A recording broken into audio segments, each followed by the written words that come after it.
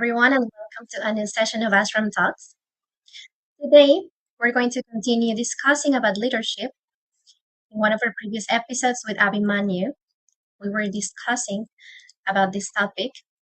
So I'd like to introduce today's conversation with a quote, a famous quote by Gandhi that says, "Be the change that you wish to see in the world." And this is truly important because leaders are our examples.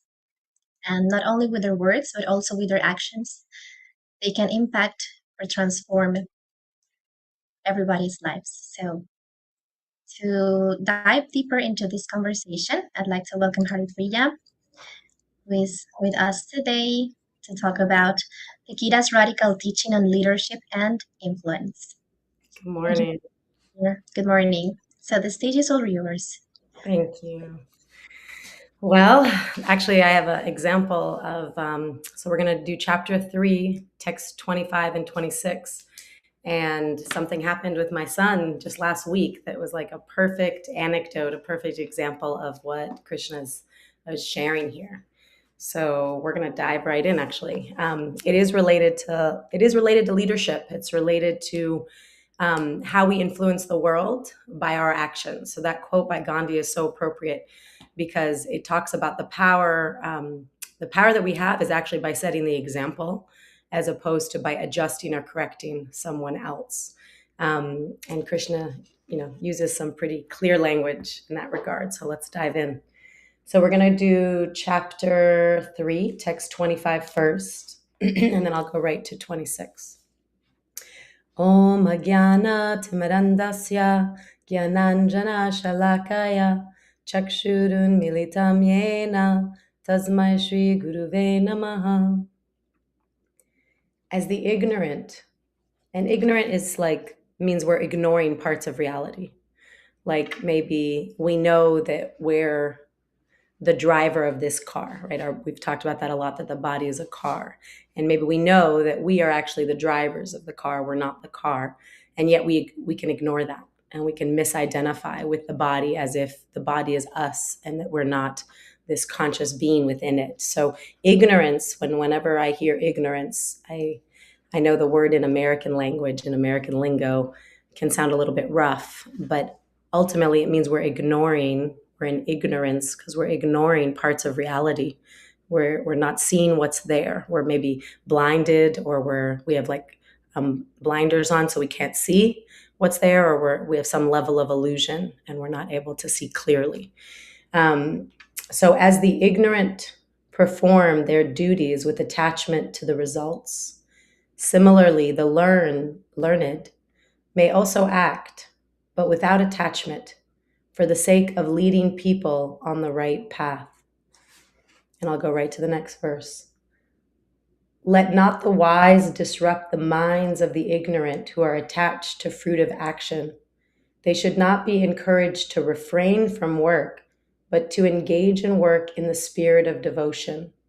So, and in the word for word there's a word called yukta, and so it's engagement, and there's a word that means dovetailed.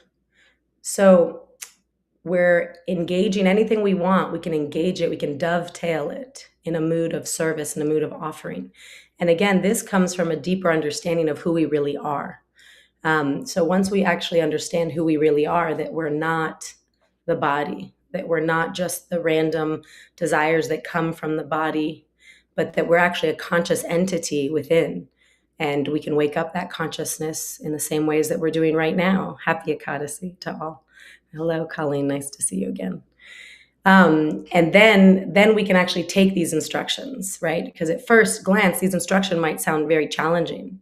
So I'll say it's a high bar, because it's helping you get to a place of pure consciousness where you really know who you are and you know what you're not. You know that you're not just a compilation of sense urges, like, oh, I want this, oh, I want that, oh, I need this, oh, I need that. That's not actually who we are. That's not our conscious self. That we're much more powerful, much more satisfied than that. And then when we come from being connected to who we really are, then we can still engage in the world in the same manner as if we needed something outside of ourselves.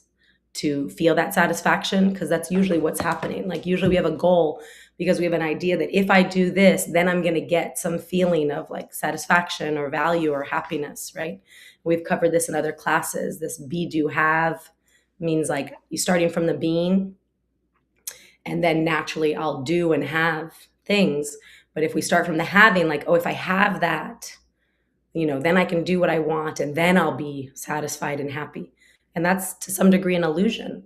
This idea that if I achieve my material external goals, that's attachment to the results, right? I'm working for a purpose and I'm attached to the results of that purpose. And if I get that thing that I'm thinking is going to make me happy or satisfied or feel accomplished, then I'll be all those things. I'll be satisfied and accomplished, and I'll be valuable, and I'll be important, and I'll be supported, and I'll be loved. But spiritual consciousness starts from the being. It's like, let's connect to the reality that we are valuable, we are important, we are loved, we are supported. And then from there, what do we want to do? What do we want to offer in the world? Because there'll always be doing. And then from there, we'll naturally have things. But in the last text, too, in the purport, it talks about when the results come, what do we do with those results, right? So in this consciousness, I'm going to give you a little example of modeling what we want to see in the world. Because here in the text, it says, don't disrupt the minds. Like if I just sit here and I tell you, oh, you're attached to the results of your work, don't be. That's actually that's not very useful. I mean, we're here and we're speaking what Krishna is sharing, so we're going to share that. But what's even more useful is if I model, like, here's my life and here's how I'm living my life. And I'm going to live for the purpose of service because I know that my soul, myself, is the most satisfied when it's engaged in service.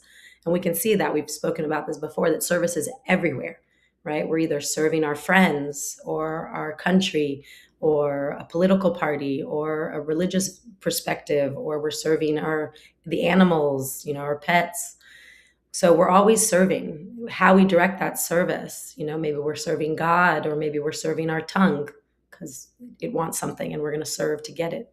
So we get to choose where we direct our service. But if you look around us, service is part of our nature. It's our dharma. It's something that you cannot separate from the self. Just like you can't separate fire and heat. You can't separate sugar and sweetness. It's its very nature. So you can't actually separate the self and service. It's our nature. And actually, it's shown even in like retirement homes. If you give someone a plant, they live longer. Now, why is that? Because they're engaged in some service. They need to water that plant. They need to take care of it. So we're the most satisfied when we're engaged in a service connected to our source and connected to what's permanent as opposed to what's temporary. So when he says in the last, in 26, he says, engage in work in the spirit of devotion. So that's dovetailing what we do in service. And that's actually what's the most, I'll say, juicy, tasty, satisfying. That's what's actually the most delicious. And a lot of times in this material world, we do like the carrot and the stick. Like I'm running, and I'm going to get that carrot. And then once I get that carrot, I'll be satisfied. And it's an illusion, because once we get that carrot, there'll be another carrot. Because our essential message is, if our message is like, I need X, Y, and Z to be happy and satisfied, then our message is, I'm not happy and satisfied. I need X, Y, and Z to feel successful and accomplished. That means our essential message to ourselves is, I'm not successful and accomplished. So even once we get that thing, our belief is that we're not enough, we're not accomplished, we're not satisfied unless I get this thing. And then, but because we know that's the real message, then once we get that thing, there'll be some other thing that we need to get that then will be in the illusion that that's going to make us feel satisfied. So it's not to say these are not good goals. We all have goals, right? We naturally have action, and we're going to have doing and having.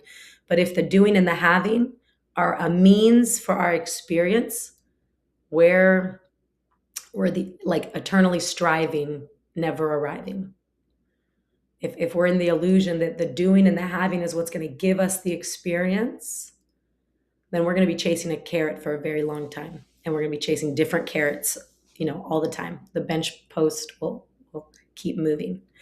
So here it talks about engagement. So instead, dovetail what we do as an offering.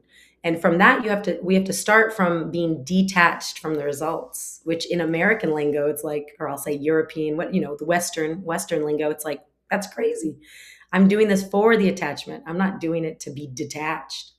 But so I'll give you an example that might help understand that this idea of what it looks like to be detached versus what it looks like to be attached. So the other morning, my 7-year-old son wanted something for breakfast, and I wasn't going to let him have that for breakfast. So I gave him like a modification of it that would be a little more healthy. And he was very disappointed. He was like, I said I wanted this. And he was rude. He had a rude tone of voice. Like, that's not what I wanted. This is what I wanted. So perfect example. He was totally attached to the result. He was attached to having the breakfast he wanted, and he wasn't getting it. So that attachment, and in the Bhagavad Gita, obviously it references what happens when we are attached. And all kinds of things happen. Anger comes, we lose our intelligence, like we forget how important our relationship is. Anger can destroy that love between two people. Anger can destroy that relationship in a moment because we're attached to getting something. So we become illusioned, and we kind of fall into this cycle of a painful reality. So in this example, he was rude to me. Okay, so now I have some options. I could be like, hey, don't talk to me like that. Right? Like that's like maybe a normal go-to, and I'm not in any way criticizing. I've definitely been the one that's done that at times. But if we look at the impact, if I'm like, hey, don't talk to me like that. Okay, so what's my tone of voice in that moment? I'm modeling that if something's happening that I don't like, so where's my attachment? I'm attached to my son behaving nicely and having a nice tone of voice with me. So then what happens when I'm attached and I don't get what I want? Now my tone of voice changes and I'm a little bit, cutting with him. And some could say, oh, well, you have to show him. But what we're showing him is we're modeling. We're always going to be the model. They're not going to copy our words and like, do this, don't do this. They're going to copy what we actually do and what we actually don't do. So if my tone of voice gets sharp and agitated, I'm literally showing him when you don't get what you want, mommy's not getting what she wants, then you talk like this. Then you talk like this, which is exactly what he did, right? So it's no wonder because he's probably heard me do it. So in that moment, if instead I take Bhagavad Gita's advice and I let go of my attachment, it just for the moment, of course, we want a child to behave properly. And there's a difference between wanting something and being attached to it, because we're actually more powerful and more able to maneuver in a way to get what we want to unfold in a positive way for the benefit of all, which is what's shared here, for the benefit of all. The wise act for the benefit of all. If we're not attached, I'm actually more empowered because I'm more in sattva. I'm more in a calm consciousness. If I'm attached, like, how dare he talk to me like that? I want a nice interaction. I want a polite boy, and I'm attached to that. And now I'm upset I didn't get that. Well, now I'm disturbed. I'm no longer in sattva consciousness. I'm no longer in mode of goodness consciousness. So then I'm more likely to model what I don't want.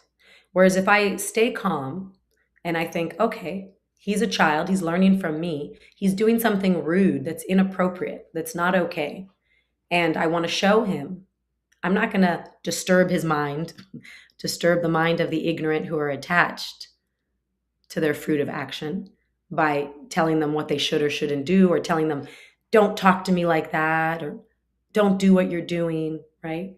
Stop doing that. That's just going to disturb the situation.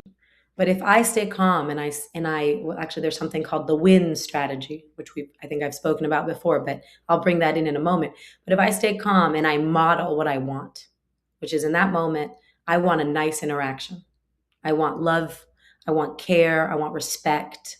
I want a good feeling between us. Then I can say, Bala, his name's Balaram. We call him Bala for short. So I say, Bala, I would love you to have the breakfast that you want. And my job as your parent is to give you food that's healthy for you. So this is what I can offer you. And then now I've modeled like I want a nice interaction between us, and I'm going to create that. I'm going to consciously create that. And now he might copy that. And if I want to be even more explicit, I can use what's called the win strategy, which Dr. David Wolf put together. It's in his book, Relationships That Work, The Power of Conscious Living. And so he's one of my mentors. And so the win strategy is W for what happened. And now what happened is like inarguable. I can't say you flipped out. Like someone could say, no, I didn't flip out. Or you yelled. No, actually, I just raised my voice a little, right? What happened has to be like, no one's going to argue that because we don't want to bring up defenses. It's just very black and white. Like I gave you something for breakfast. You didn't want that. That's what happened, right? You didn't want that. And you told me you didn't want that in a tone of voice that I didn't like. Right? So again, using like I statements, it's inarguable. It's a tone of voice that I didn't like. Now, inner I stands for inner thoughts and feelings. So then I can say, I feel kind of like running away when you talk to me in that tone of voice. Or I feel like being reactive and getting grumpy back with you. That's how I feel in that moment. And then N stands for needs and wants. So then N would be like, I need us to both create a nice interaction. I need us to be polite to each other, even when we're bothered by the actions of the other person, right? Now, it's not like, oh, my son's just going to be like, oh, sure, I'll just do that. But it sets the stage. Like, this is what happened. This is how I feel. And this is what I need. And so it's very assertive. It's not aggressive, which is like more like mode of passion. And it's not like ignoring reality and like ignorance of like, oh, sure, just let him do what he does. I'll ignore it and just tolerate and hopefully he'll grow up, right? So it's not passive, but it's assertive. It's respect for me and respect for you. Like, this is what happened. This is what I need. And then in modeling that, I can share. I felt uncomfortable when your tone of voice changed. I really didn't want to be around that intense tone of voice. But so now I'm modeling a more peaceful tone of voice while I'm disturbed by what he's doing. So then he learns, oh, kids are so sharp. Okay, so she's disturbed and she's still speaking to me calmly and gently. So now I've actually like laid an imprint in his experience of that's an option for him now. Now that's an option. When he feels disturbed, he doesn't have to go to reactive, which is probably what I've modeled in the past and what many of us model all the time. Because who's modeled it for us, right? It's very rare that we've also been modeled like, I'm going to say calm and grounded and detached. Like, I'm not like, I need you to be nice right now. That's attachment. It's like, I'm detached from you being nice right now. And I'm going to create that you are going to be nice to me in the future because I'm setting a boundary calmly, peacefully, saying you matter, I matter, and I'm modeling that behavior. And then I know that's going to have impact, especially over time. So for me, that's like a perfect example of what the Gita is offering us, So we're not withdrawing from the situation. We're entering it consciously for the benefit of everyone. I'm just going to look at my notes for a moment.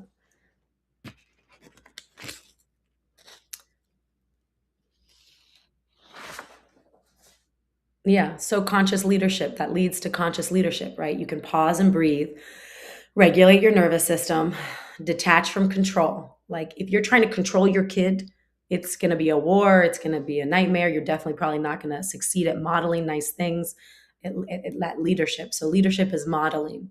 Leadership is showing by example. And so we're acting to preserve the harmony in the household. We're acting for the good of both of us, not just this is what I want and I don't care if you suffer. Go to your room.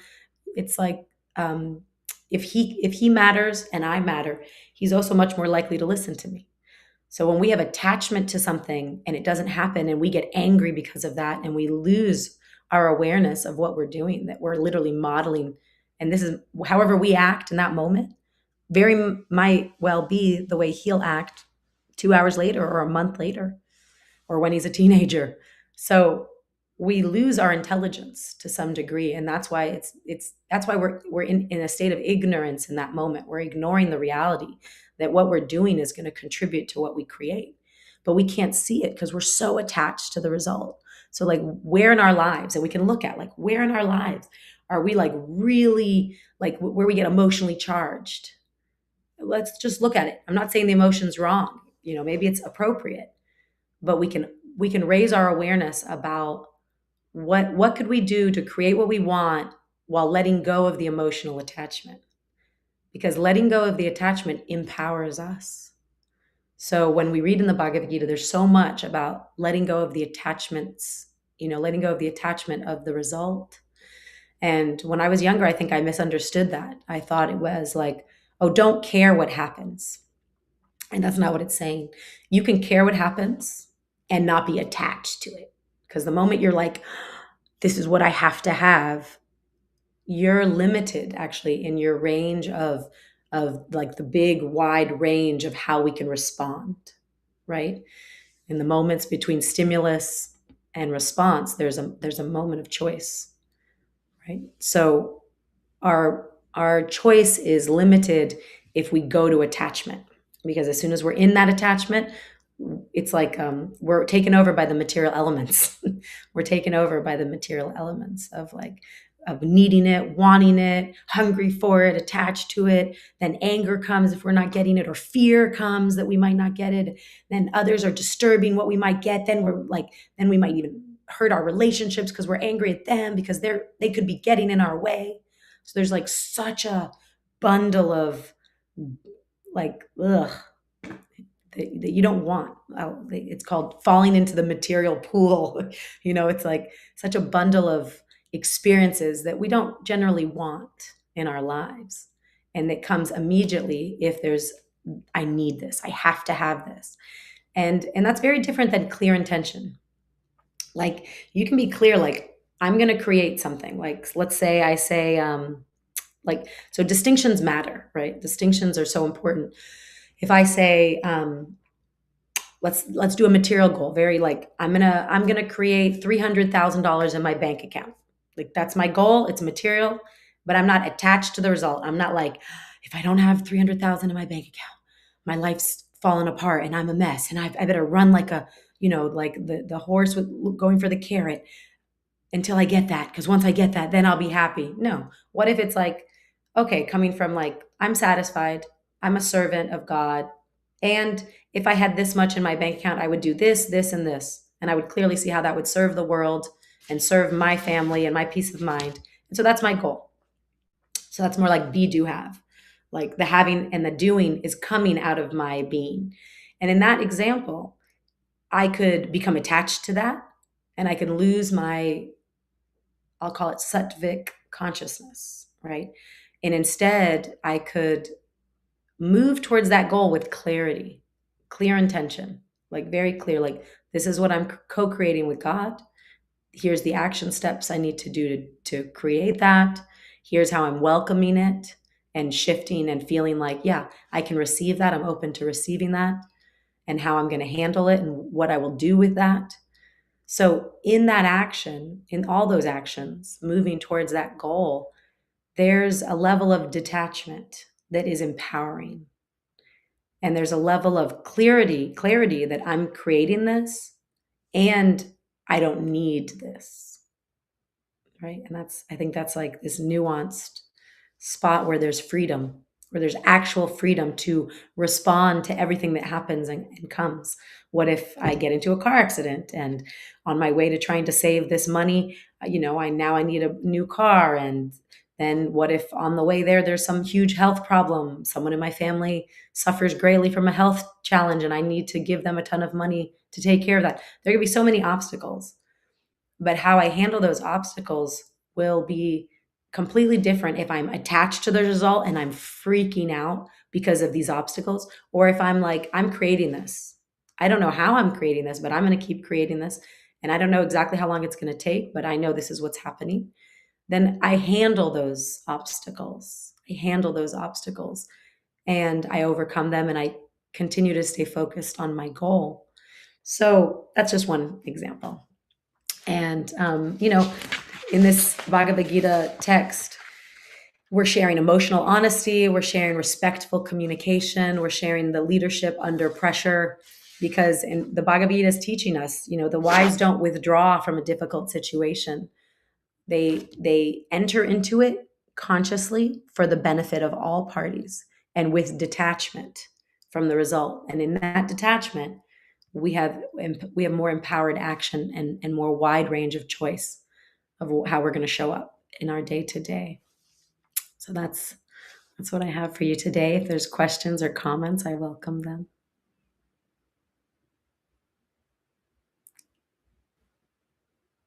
Thank you so much, Harriet, for sharing this, your experiences and the way you understand this verse. I think it was very practical.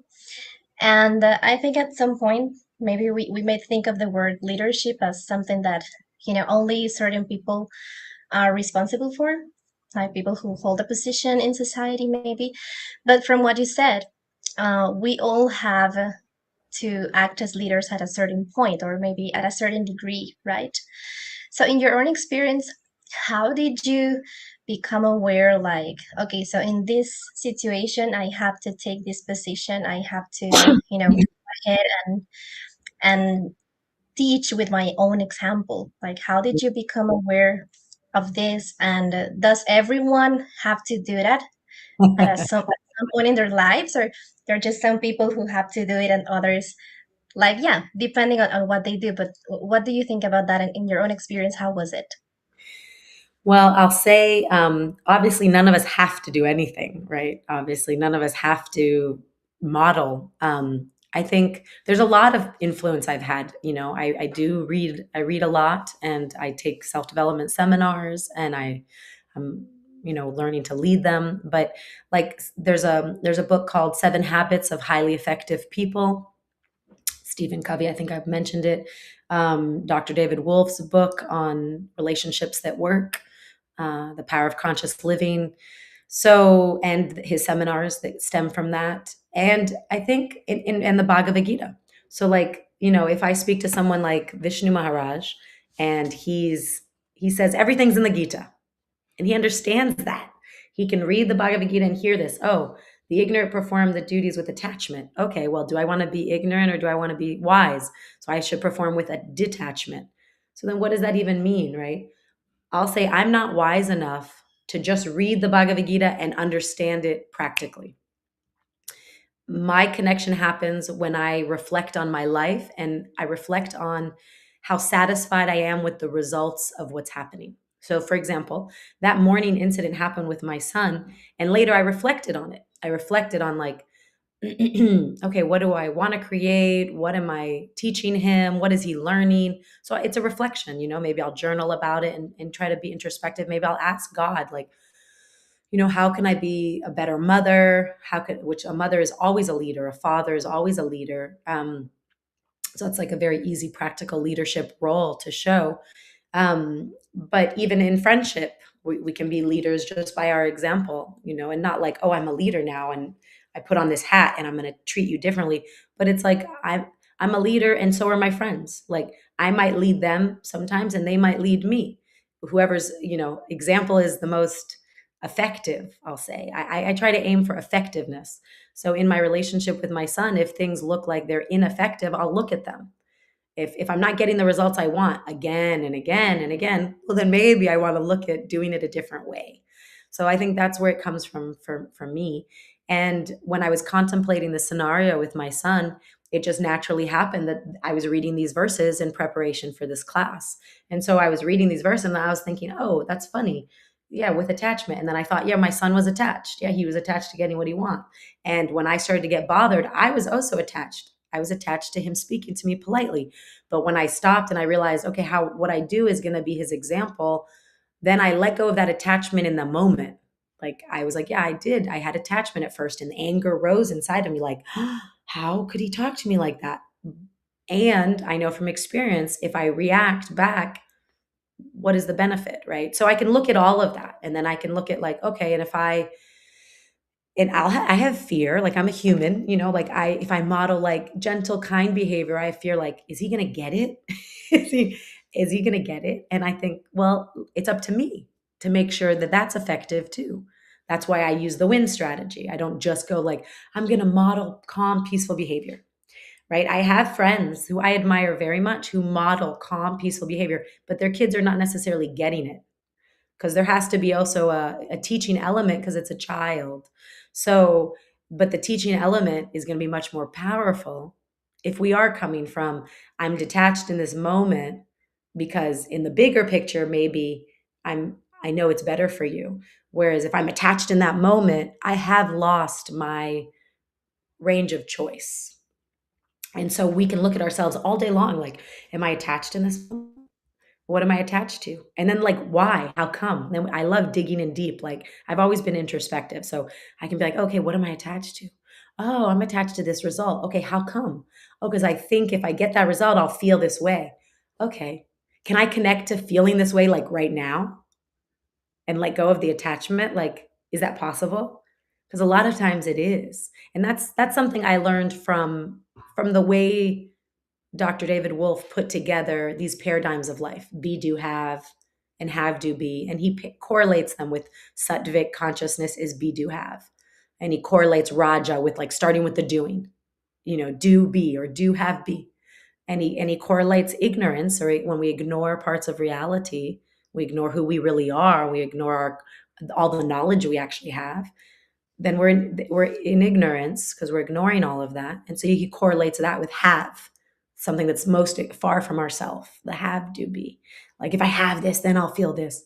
But um it's an illusion. It's an illusion. So thank you. And I wouldn't say that I could answer exactly when or how, I feel like it's always a process of growth. Yes, thank you for sharing that. Actually, Vishnu Maharaj says that a lot like, okay, so you have to be introspective, you have to reflect on, you have to practice, but you also have to start reflecting on what's inside. So Mm, it's really nice to know how you do it and yeah, to hear from your experience because that's actually, I think, one of the most difficult things we have to do in this path. And it's the core thing that we have to be, yeah, we have to be introspective. We have to continuously ask ourselves, what am I doing? How am I doing it? What am I getting from this? Or how am I feeling about this? mm. Sometimes we just stick to the external. So thank you so much for sharing that. Thank you. And also, as a last comment, Oh, I want we to mention something that you shared. Well, because you said have to a lot, like we have to be introspective. We have to, and I want to point out, I think what you're saying, or I think what the essence of what you mean is that you want to be introspective if you want advancement. That's I'm assuming that you want advancement, you want to grow, and you want to yes, flourish in this spiritual knowledge. So I'll just point out because I think that's like the assumption, and so I'll just share that like if we want growth, then we need to be introspective. If we want advancement, yeah, we need honest honest look at ourselves. So I just wanted to throw that out there instead of like, yes, all of you absolutely. people out there, you have to look at yourself. You have to, it's like, no, you don't have to. But if you want growth, look at ourselves is definitely part of the path. Yeah. Yeah, of course. Yes, absolutely. Thank you for pointing out at that. Yeah, I don't want I anyone to know, feel that, okay, you I have to knew do what you this. meant. I knew what you meant. I know you, and I know your strong desire for growth and evolution of spiritual Thank practice you. in your life. Thank you for sharing that. Well, so as a last comment, I just wanted to say that regardless of who we are or in which position we hold in society or something, so this teaching is useful for all of us. Like we can face the moment where we will be, pushed maybe to do, or maybe we can get the self-awareness that we can teach others by example, so we may be in the position to do it at some point of our lives. So Mhm. thank you so much for sharing this. I don't know if you'd like to share something else before One we little go. thing actually on that. Well, I think every day we're an example. I think every day we're a leader and we don't even know it. I think even in the grocery store, the lines are long, you're getting frustrated, you're a leader in that moment. How you respond, whether you decide like, oh, I'm going to just have a nice conversation with someone in front of me, or I'm going to be like, can you believe this? They don't have enough people on this register. So I think we're a leader all the time and we don't know it. Like I think people are learning and growing from what they see around them all the time. So I'll just throw that out there also. Yeah, that's right. Actually, you made me think of a time. I was listening to an Ashram Talks conference in Spanish, and they were talking about like preaching to others, and trying to share this knowledge with other people. So I'm really bad at that, especially with people that I don't know or that I might feel like, okay, I think maybe they're not interested.